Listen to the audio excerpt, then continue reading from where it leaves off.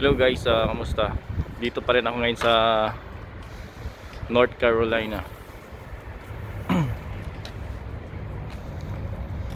Stuck ako dito kasi walang load na may bigay yung kumpanya nung Huwebes saka Biyernes. Pero nung Biyernes ng gabi tumawag sa akin na may load na pipick upin pero sa Lunes pa. Tapos Lunes bukas ng alas 11 ng umaga. Inisip-isip ko na kung uuwi ako ng walang karga, talo ako sa mileage ko, sa pagod ko, sa oras ko. Wala akong kita, tapos gagastos pa ako ng extra kasi yung babayaran lang ng kumpanya galing dito papuntang border lang ng US. Tapos galing sa border papuntang bahay hindi na ako babayaran. Gagastos pa ako ng mga $100 mahigit na gasolina galing sa border papuntang bahay. So tinanggap ko yung offer nila na hintayin ko na lang yung load, pipick upin ko sa Lunes bukas ng alas 11. Nag-layover ako dito sa North Carolina. Hintay ako ng 3 araw. Pero bayad naman tong babayaran ako ng $200 na maghintay. At least kahit pa paano kumita ako ng araw na to at saka bukas ng $100 a day. Let's say lagay lang natin mga $75 kasi 3 araw akong na-stranded dito. So anyway, at least meron ng load ako pipick upin bukas. Mga 817 miles. Mga 15 hours drive din yun. Okay na rin. Kaysa uwi ako na pagod, walang kita. So dito na lang, nag-iisa. Dito ako sa North Carolina rest area. I-85 Cabarrus County rest area. Ang ganda yung rest area na dito, malayo sa highway, di ganong marinig yung mga sasakyan pag sa gabi. Talagang makaka-relax ka. Ito yung vending machine nila sa likod. Ayan. Malaki yung rest area nila dito.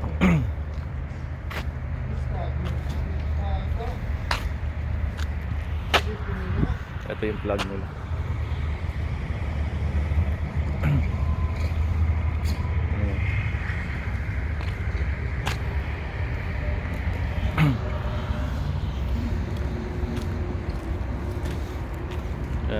Buti naman dito ngayon hindi gano'ng malamig. +9. Malamig lang pag malakas yung hangin. +9. So mas sunny pa. Ganda. Ito yung pangalan ng lugar. Ayan mo, kita nyo ba klaro? I-85 Cabarrus County rest area. Pumasok ako sa loob na malinis. Ayan, hindi lang ako tatagal kasi rest area yan, mga washroom nandun, mga palikuran yan kasi iwas tayo sa Omicron.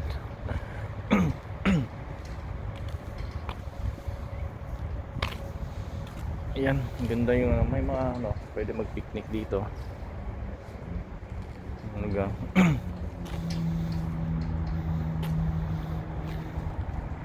Kadlakad tayo sa unahan.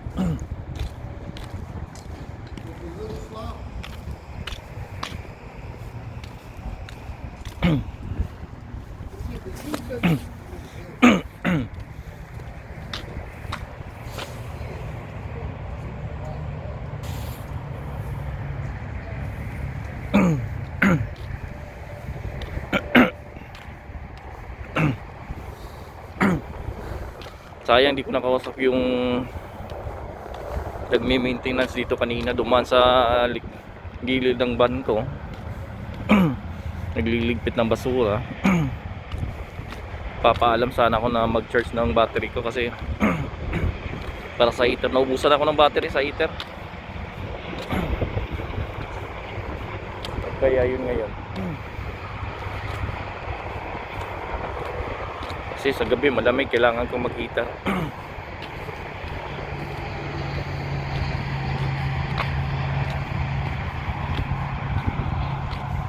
Ayan, pag dumumi yung mga aso, ayan, pinupulot nila, may mga libreng plastic. Tapos lalagay dyan. Ayan. Nalagyan yan ng silid.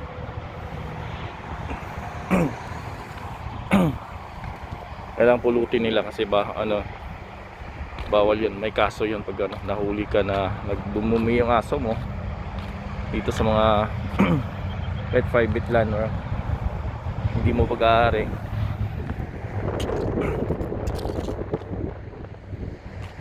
Pwede kang kasuhan.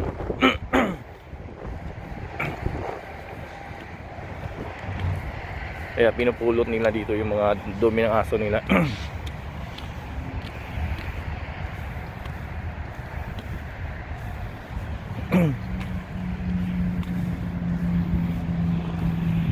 Natutunaw yung snow kasi hindi ganong malamig.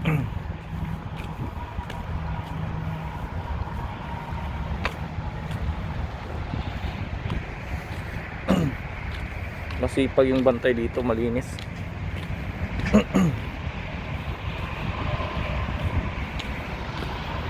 Pwede mag-picnic dito, ganyan.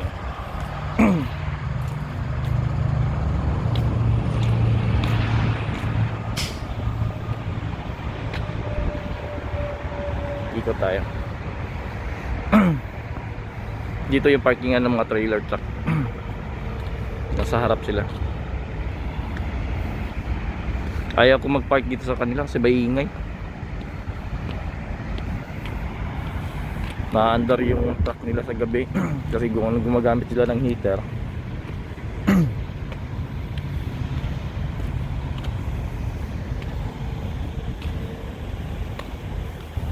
Ingay, kaya doon ako sa mga pang kotse lang tsaka van.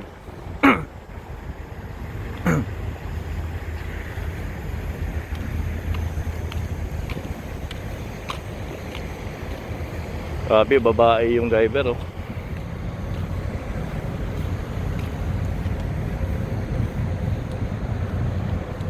Nagmaneho ng trailer, babae.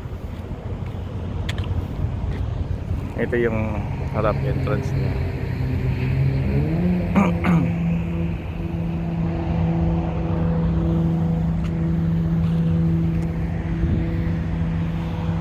Yun ang babae yan. Driver ng trailer truck. Yung truck na yan, may gray na karga. Nung kahapon pa yan nandyan. Siguro baka bukas pa yung delivery niyan. Kaya dito muna naghihintay. Parang liyaw. Papalipas ng oras. Yung karga ng sasakyan, oh. Lapitan natin konti. Karga ng mga sasakyan.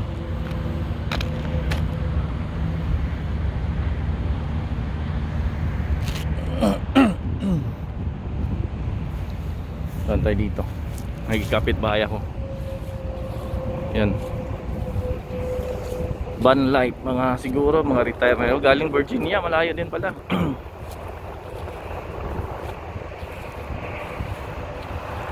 Van life.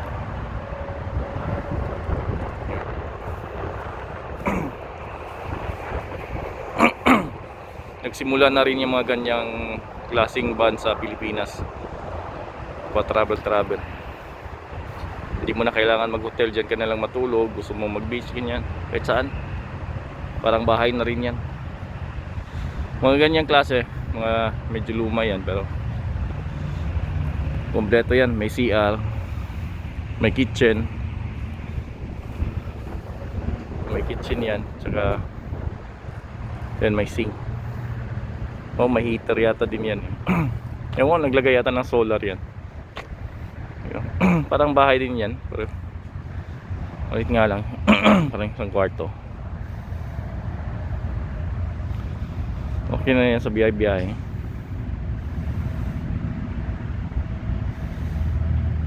Kadalasan dyan naggaganyan is ng mga retire na. Gusto na lang mag-travel.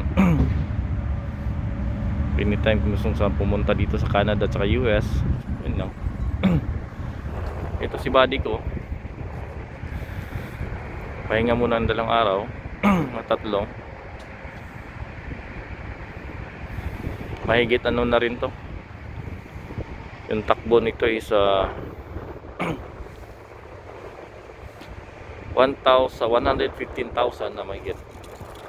Just ngayon January, March. 9 months kung gamit. 115,000 na yung takbo niya. Eto, pinalitan ng bago yung salamin ko. Nag-crack ulit.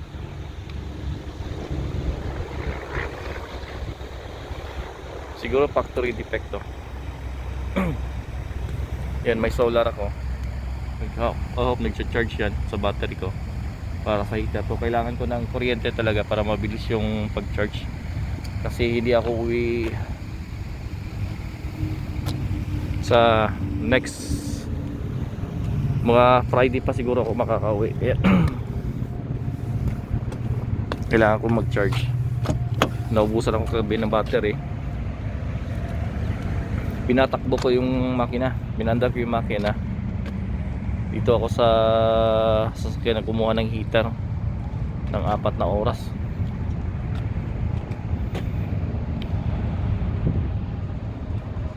Ayan.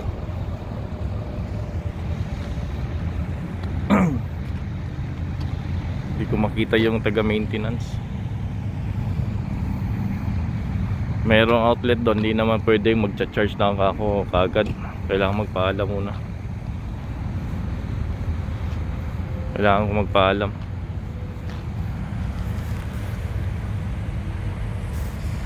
Kailangan magpaalam bago mag-charge. Maganda na yung magpaalam ako.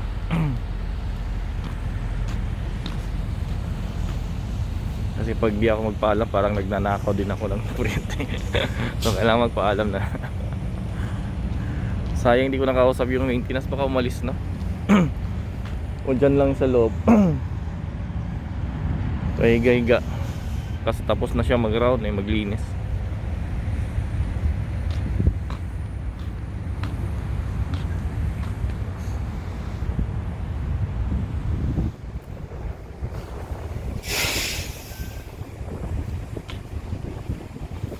Siguro itong sasakyan ng van na yan, hindi gano'n. Yung nasa likod ko,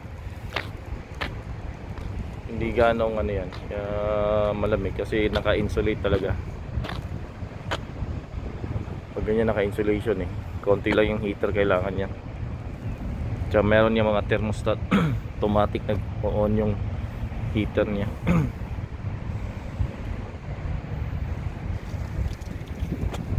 Tapos may battery na ano. Magtapon siguro akong basura para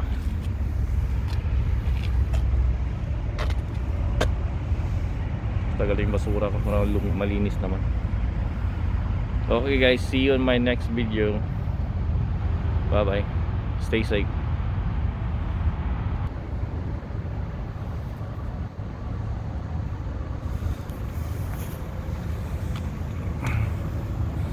Merong Walmart dito guys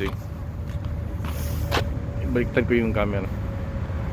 Yan, likod ng kakawayan na to, Walmart na yan. Diyan. Ito yung mga building.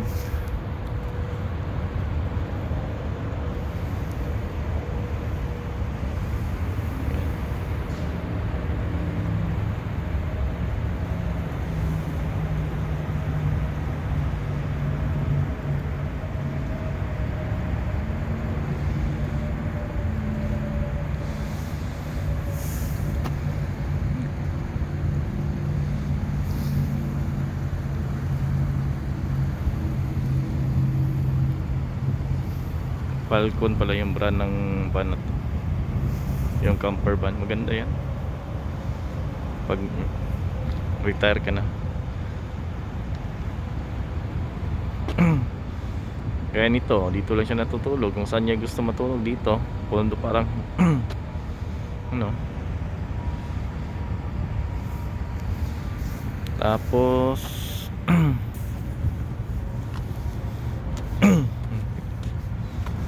gusto niyang lumipat sa isang lugar, punta siya doon. Itong picnic area guys, mga table. Walang bahay ka dito. Yung likod niya.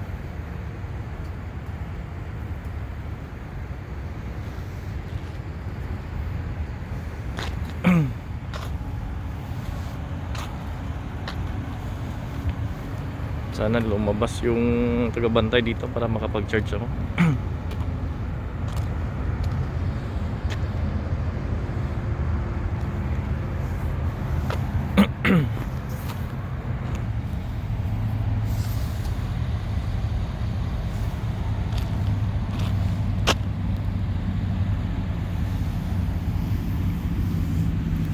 Snow.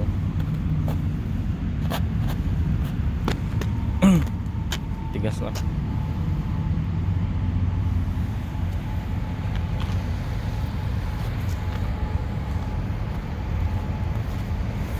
Ito yung pangalan sa lugar na to.